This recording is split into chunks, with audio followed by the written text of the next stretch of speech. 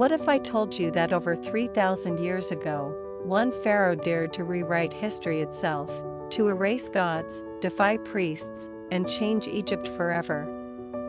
This is the story of Akhenaten, a king so feared that after his death, people tried to erase his name from history. But the truth survives, and today, you'll witness the rise, the chaos, and the legacy of one of Egypt's most controversial rulers. Akhenaten was born around 1380 BC in the city of Thebes, during a time when Egypt was one of the most powerful nations in the ancient world. The Nile flooded predictably, bringing life to vast fields of crops, yet the nation's wealth was controlled by the king, the royal court, and the powerful priests of Ammonius. As a boy, Akhenaten lived in a palace filled with rituals, ceremonies, and constant reminders of the gods' influence over daily life. He was intelligent, curious, and observant. He studied the scrolls of Egyptian scholars, listened to tales of previous pharaohs, and watched his people struggle with taxation and inequality. The young prince was deeply influenced by stories of past kings who dared to challenge tradition: Hatshepsut, who ruled as pharaoh, and Amenhotep III, whose ambitious projects shaped Egypt's grandeur. Even as a child, he dreamed of a different Egypt, one guided by reason, fairness, and a vision for the future. He observed the priests' power over the common people and began to question, could a pharaoh lead Egypt without being controlled by religious elites?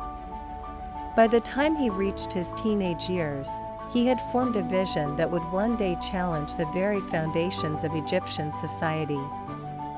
Akhenaten ascended the throne in his early 20s, following the reign of his father, Amenhotep III, one of Egypt's most powerful rulers.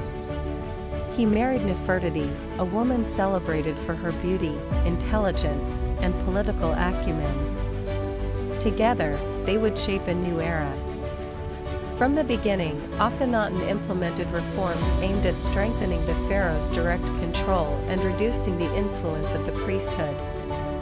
He focused on building monuments, temples, and a new city dedicated to the sun god Aten. This ambitious project required engineers, artists, and workers from across the kingdom. Akhenaten's leadership style was different. He engaged with the people, oversaw construction projects personally, and encouraged artists to depict life in a more realistic, human-centered way. He emphasized the importance of family, often appearing in art with Nefertiti and his children, a stark contrast to the distant, godlike depictions of previous pharaohs. This early period of his reign established him as a bold and visionary leader, unafraid to challenge tradition for the sake of progress. Akhenaten's most radical act was introducing the worship of Aten, the sun disk, as Egypt's only god. Temples to other deities were closed, and priests lost their political power. He moved the capital from Thebes to a new city, Akhetaten, modern Amarna, built entirely for the worship of Aten. Art and culture transformed dramatically, elongated figures, realistic depictions of family life, and scenes of Pharaoh interacting with the divine in intimate ways. The people reacted in different ways. Some embraced this new vision with excitement, inspired by the Pharaoh's promise of change. Others resisted, fearing the loss of traditional gods and customs. Akhenaten's focus on Aten reshaped Egyptian religion and society, challenging centuries of deeply rooted traditions and altering the balance of power. Even international relations were affected.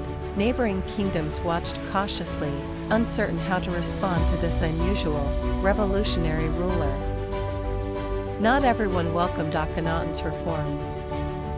Priests of Ammonius conspired quietly, merchants lamented disrupted trade, and some provincial governors ignored his commands. Egypt's military campaigns slowed as the pharaoh focused on religion and art. Revolts and small uprisings emerged, especially in regions where priests and local elites had the most influence. Despite these challenges, Akhenaten remained confident. believing his vision for a unified worship of Aten would benefit Egypt in the long run. The tension between innovation and tradition grew, creating a fragile environment that would only worsen after his death. Akhenaten died around 1334 BC. Following his death, Egypt quickly reverted to the old ways. Tutankhamun, likely a relative, restored the worship of Ammonius, reopened temples, and erased Akhenaten's name from monuments.